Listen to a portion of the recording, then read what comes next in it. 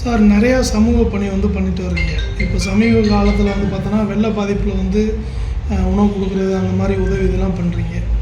பொதுவாக வந்து ஏதாவது இந்த மாதிரி மற்றவங்களுக்கு இது சம்மந்தமாக ஒரு கருத்து சொல்ல வரீங்களா? கருத்து சொல்கிற அளவுக்கு நான் எதுவுமே பெரிய ஆளாக சார், அந்தளவுக்கு எனக்கு தகுதி இல்லை சார். நம்மளால் முடிஞ்சதை பண்ணணும் சார். அது இல்லாமல் இன்னொரு விஷயம் சொல்லிக்கிறேன், போகிற இடத்துக்குலாம் நான் வந்து மக்களை ப்ரெஷர் நான் கூப்பிட்டு வரல. ஸோ அவங்கள தான் வந்து இதை கேட்டாங்க.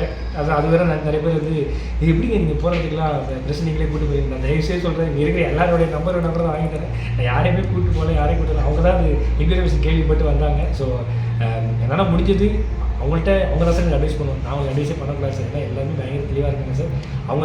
அவங்களுடைய பாதையில் அவங்களுக்கு ஒரு கோரிக்கையை செயல்படுத்த சாதாரண ஒரு கடைக்கோடி மனிதன்.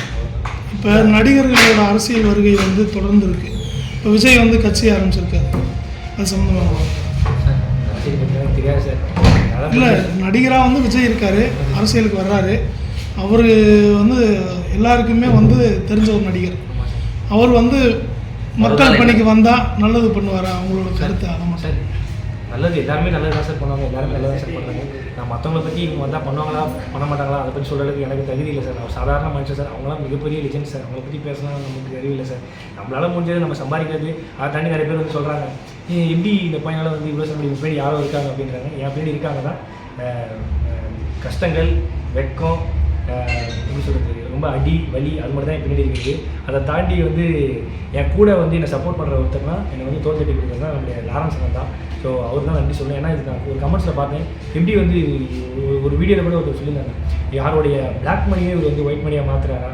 நான் வந்து கருப்பு பணத்தெல்லாம் நான் பண்ணல, வெயிலில் இருந்து நான் கருத்த பணத்தை தான் நான் வந்து நன்மை பண்ணுறேன், செலவு பண்ணுறேன் முடிஞ்சிருக்கு. நான் ஈவெண்ட்ஸாக இருக்கட்டும், ஷோஸாக இருக்கட்டும், ஒரு இன்ஸ்டாகிராமில் ப்ரொமோஷன்ஸாக இருக்கட்டும், அந்த காசு வச்சு நான் மக்களுக்கு செய்வேன். என்னுடைய உழைப்பு மட்டும்தான்.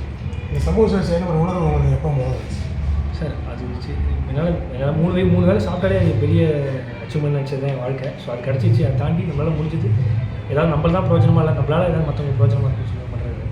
Thank you sir.